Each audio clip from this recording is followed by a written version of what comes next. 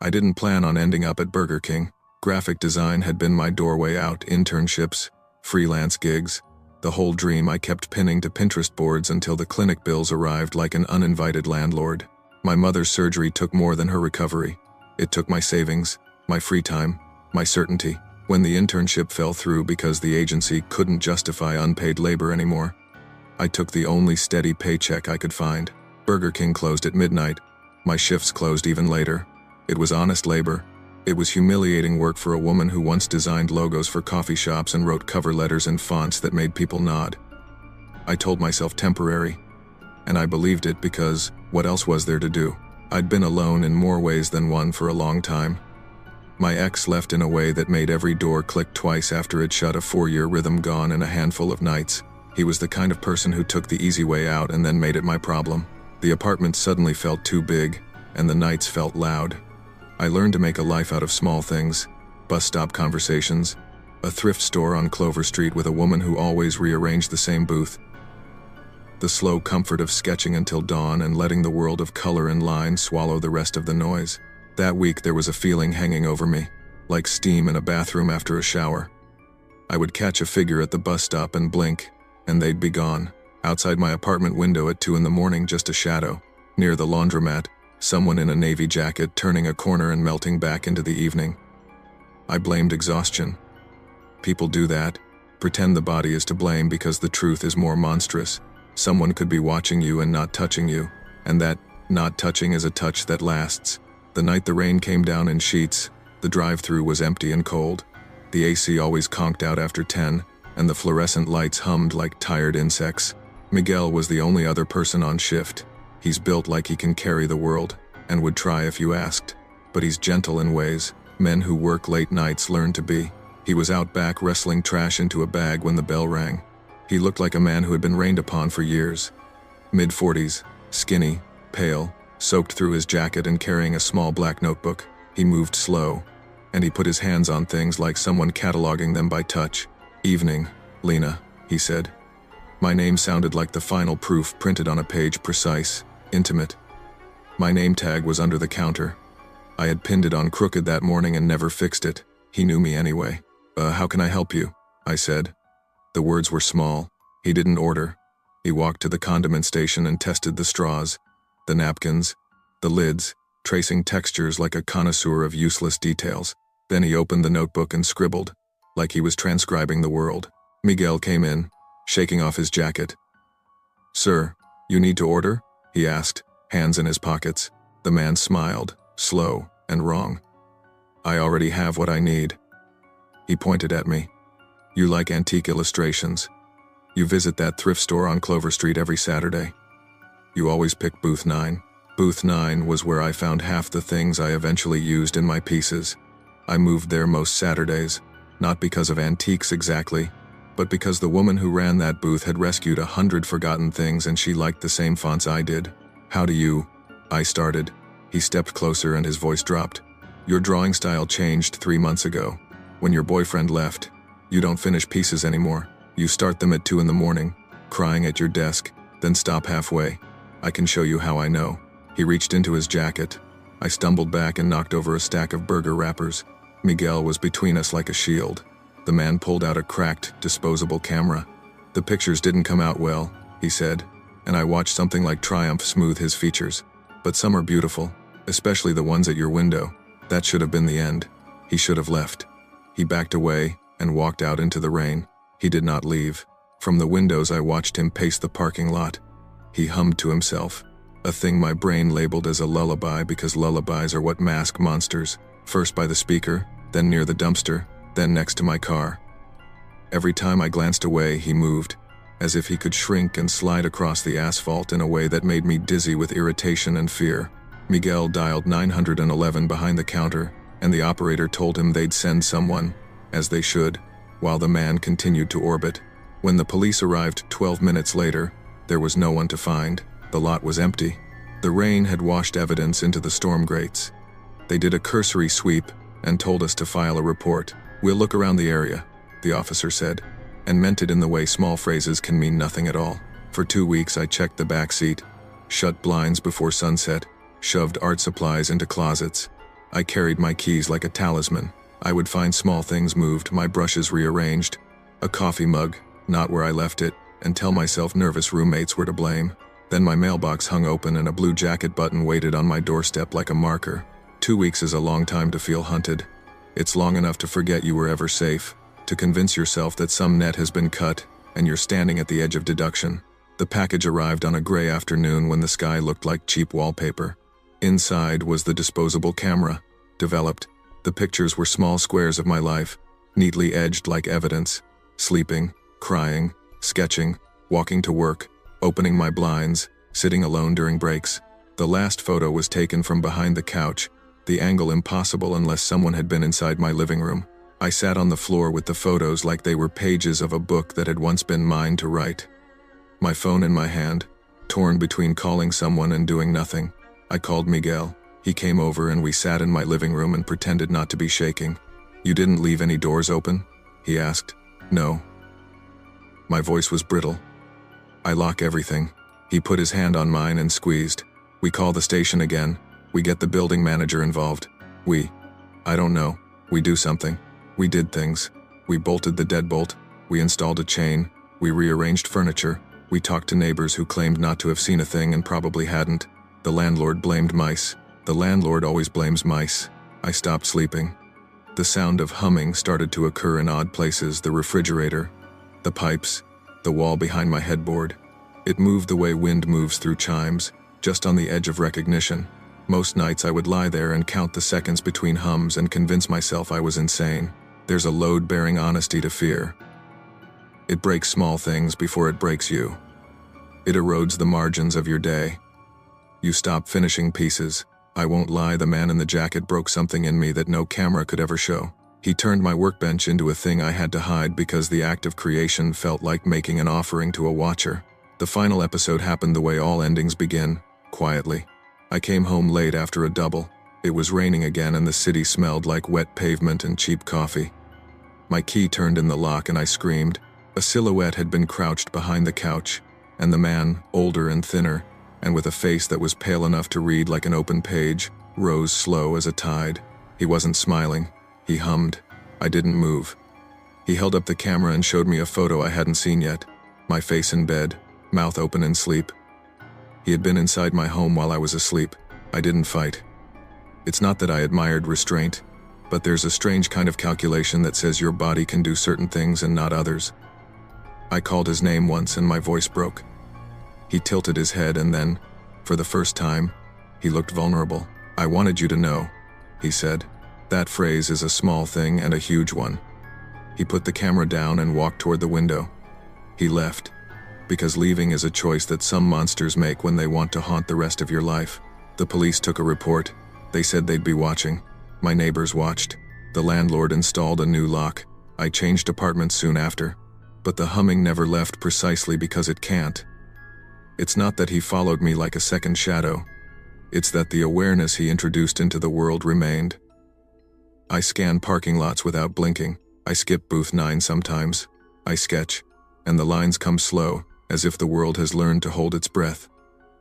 The camera sat in a drawer for a long time. Then I shredded the photos and burned the negatives in my kitchen sink like some small, private ritual. It did not feel like closure. It felt like reclaiming. When I tell people, most of them ask the wrong questions. Why didn't you call the police? Why didn't you move away? Those questions make neat answers that don't fit the messy truth. Fear is paralytic and combustible at once. It freezes a body, and it sharpens choices. I am not brave in a way that would make a good headline. I dragged myself forward, shift by shift, sketch by sketch, until those nights became something I could talk about without my hands shaking.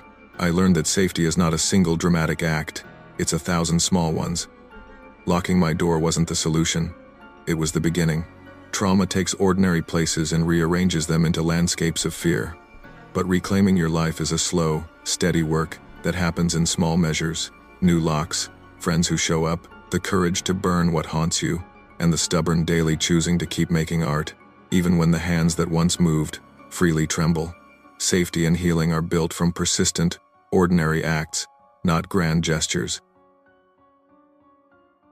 I moved to Oslo in late autumn with too many sketchbooks and not enough answers. My apartment sat above an antique shop on a narrow street that smelled of rain and old wood. Nights were slow and predictable.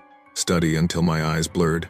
Sketch until the drawings looked like something I could sell someday. Then wander down to Karl Johann's gate for a burger, and whatever warmth a crowd could fake on a cold night. That night I came in soaked from the drizzle, hair dripping on the windowsill.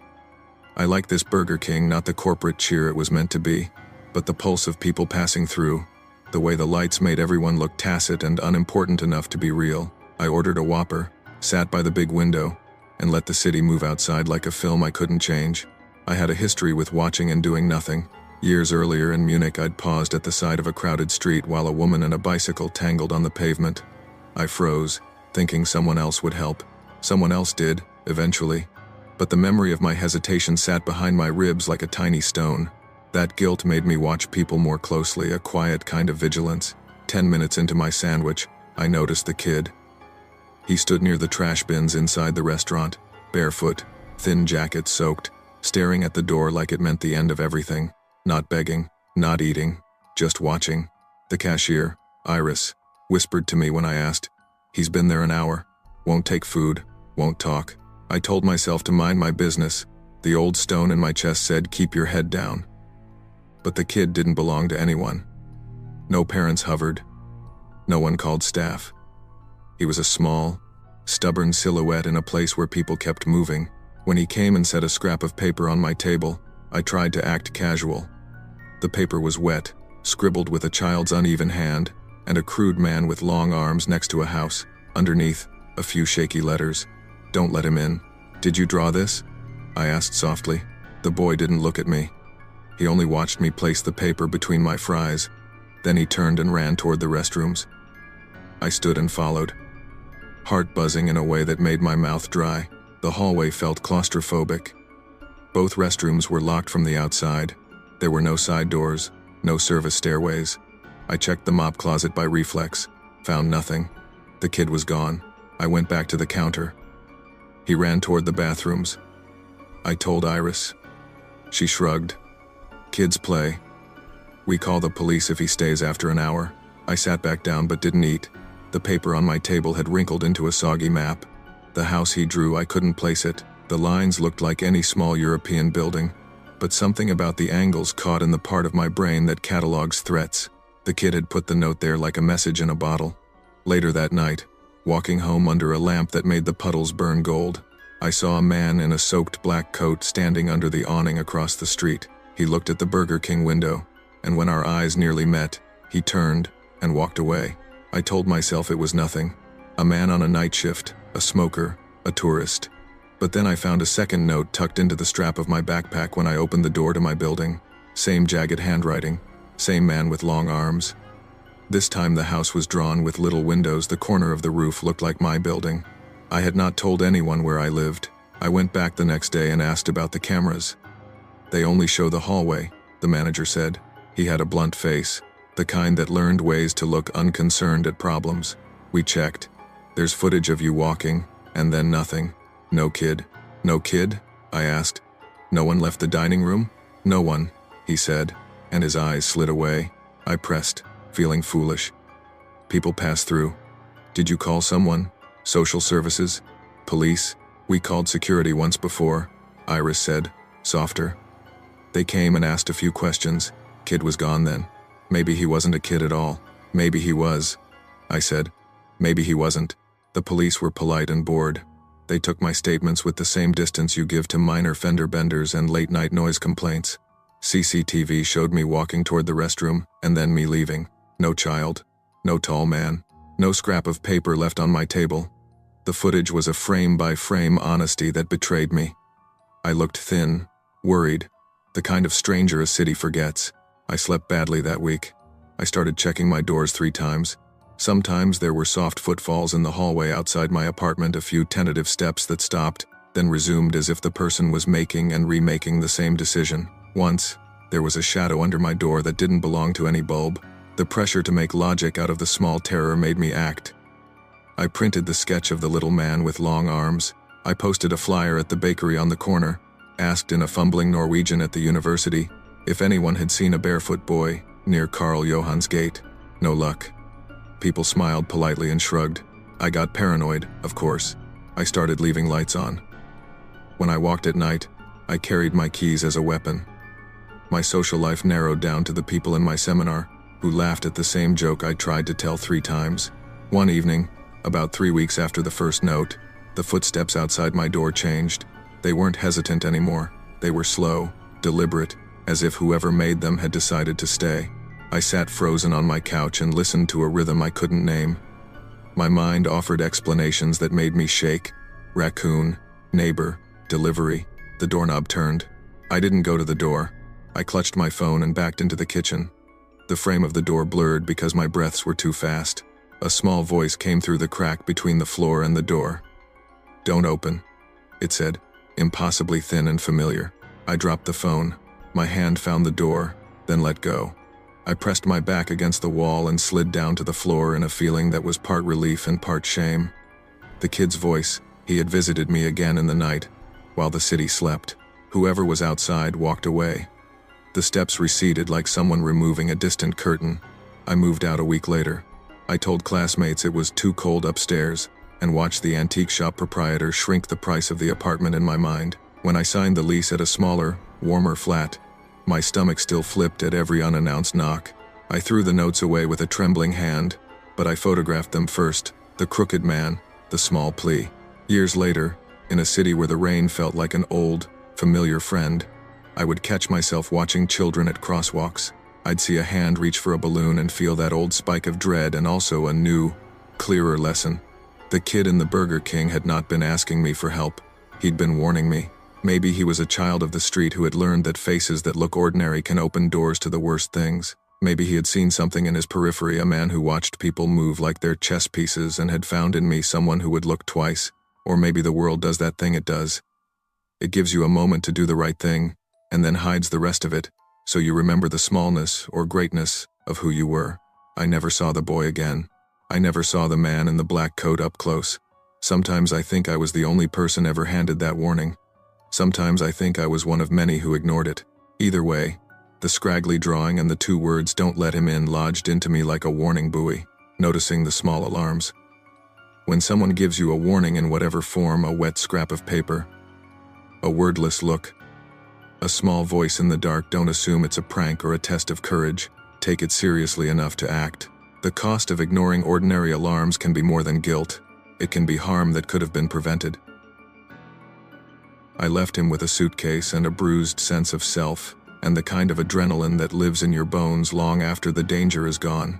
Ethan and I had been engaged for 3 years before I found the courage to walk out of our apartment one winter night, door slamming behind me because that sound had come to mean the end of any argument. I moved into a rental cabin outside the city, traded mornings on his couch for dawn walks with a dog who liked to sleep like he owned the world. And I took the night manager job at the Burger King on the edge of town because I needed steady hours and anyone to see me as competent. People called me organized. People said I looked calm.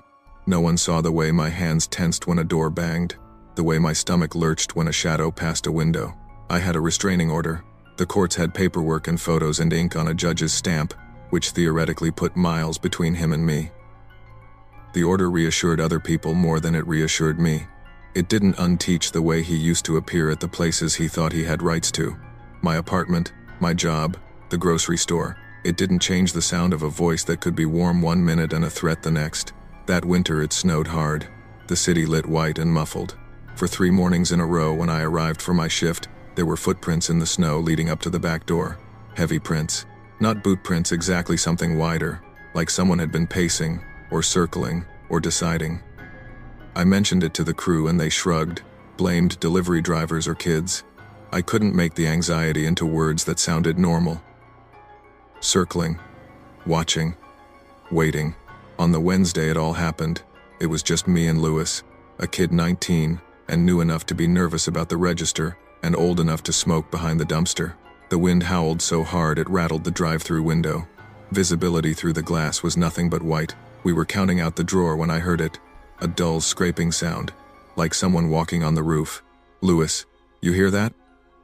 I asked, and the words came out too loud. He laughed, but it sounded thin. "It's an icicle, probably. Relax, Gwen. My ex used to get on the roof when he drank, then bang on the skylight until I let him in. The memory made my throat tighten into a fist. I checked camera 4, the one over the back alley. Static, only that one. The lights flickered. My mouth tasted like pennies. Should we close early? Lewis asked. We didn't get to decide. The front door handle rattled violently and then pounded. Locked doors don't stop people who think they own you. It started slow, heavy, determined. Gwen, open up. I know you're in there. My blood went cold. That voice could have been folded out from the past and presented with a ribbon. Ethan, 2 years away, a restraining order. And there he was, like a memory made audible. Who is that? Lewis whispered. I could feel the paper in my wallet, the legal comfort that felt absurd now. It's nothing. Someone drunk, I said, but I didn't believe it. The pounding turned into snow crunching on the roof. He was climbing. My hands moved on instinct alone. Locked the register, flipped the alarm, grabbed the office key. We ducked into the storage room and I called 911 with fingers that didn't belong to me. The emergency exit alarm blared a second later. Snow blew in on gusts as the door opened. Prince marched across the tile of the kitchen like a deliberate signature. I could hear his voice right outside the office door, soft and calm in a way that made my head spin. Gwen, I made dinner reservations for us. You're ruining everything. The knob turned slowly. Lewis braced with a mop handle. I whispered to the dispatcher so low I almost couldn't hear myself. The sirens came like music in a dream, distant then closer. And for a terrible heartbeat I imagined him disappearing into the white like a man in a bad movie. He cursed, slipped on the tile, and ran. Officers chased him through the alley until they couldn't see him anymore. They didn't catch him. They never did. The officers took my statement in coats that smelled like cigarette smoke and coffee. They asked the right questions. Did he have weapons? Did he make threats? And wrote it down. The winter night was loud with their radios and the hydraulics of their cruiser doors. They said they'd patrol the area. Asked if I wanted to press charges. I did, but I already had, and offered to escort me home. I accepted because the offer was a kind thumb on a fresh bruise. I quit the job the next day. The countertop glare and the hum of the fryers no longer felt safe. Every shadow could be him. I moved in with a coworker for a while, then into a friend's spare room, and finally into a place with reinforced locks and fewer windows. I adopted a bigger dog, a lumbering thing who drooled but who also stood between me and the world with the simple sincerity of a creature who thought protection was part of living. But the thing about stalkers is they don't always act like criminals stopped by courts. They keep doing the quiet, invasive work. Little things started showing up at my cabin. A heart-shaped pebble on the porch, a glove I'd lost years earlier, a photograph of me behind the Burger King counter taken through the window. The police told me to keep calm, to document, to avoid confrontation, to change my routines. The restraining order theoretically meant a phone call could send him to jail. In reality, it was a bandage on a paper cut. One night I woke to the soft sound of snow landing on my face. My window was open from the inside. That phrase is small and precise, and it landed in me like an ice block. Someone had known how to open it without leaving tracks in the snow. On the sill, a folded note waited like a present. This time, the snow helped me get in. Next time, it'll help me hide. My hands shook so violently I nearly dropped the note. I called the police. They came, measured, lifted, eyebrowed, and said what needed to be said. Evidence, documentation, avoid places alone, change locks, check cameras. They drove away with flashing lights that felt theatrical and insufficient. Months passed and the fear became something that lived in the background of my days. Moving furniture in my chest when the wind picked up or a stranger laughed too loudly. I slept with the bedroom light on sometimes, dog in the doorway like a sentry. In therapy, I learned words for what I'd felt: hypervigilance, trauma responses. I learned to breathe through the old panic. I learned that safety isn't a single act but 1,000 small decisions. Who you trust, where you park, which windows you lock. Ethan never came close enough again to be arrested. He called once in the night. I didn't answer. He left messages that were alternately pleading and menacing. I saved them, then turned them over to my advocate. For a while, that felt like progress. Tangible items in a folder labeled evidence. But the pebble, and the glove, and the photograph have had more staying power than the law sometimes. They are under my skin, lodged where memory and fear meet. I still startle at doors. I still notice footprints that circle like questions in snowfall.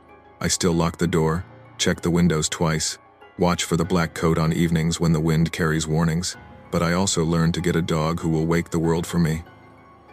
A friend who will drive out in a storm. A therapist who will call me out on my worst instincts toward secrecy and shame. The note on my sill taught me a lesson that's not heroic but practical. Safety gets built by paying attention and asking for help, not by pretending you're fine. I could have stayed in denial and kept my head down. I could have trusted the paper of a restraining order like a talisman. Instead, I moved, changed routines, built a network, and let other people see me afraid and still present. It's not bravery in the cinematic sense, it's laundry and locksmiths and accepting rides and therapy appointments. Months after, sometimes on quiet nights, I still hear the scrape of shoes in my head, but my life has edges now that weren't there before. Friends who know my story. A dog who won't let anyone through the door without a fight. Locks that would take a determined person longer than the night. That is not safety guaranteed. It is, however, a refusal to let fear be the last word. Paper and promises can't protect you alone. The work of staying safe is practical, steady, and communal change. The locks, call for help, build a network, and let other people see the parts of you think are weak. Vulnerability isn't a liability when it becomes the reason you ask for help.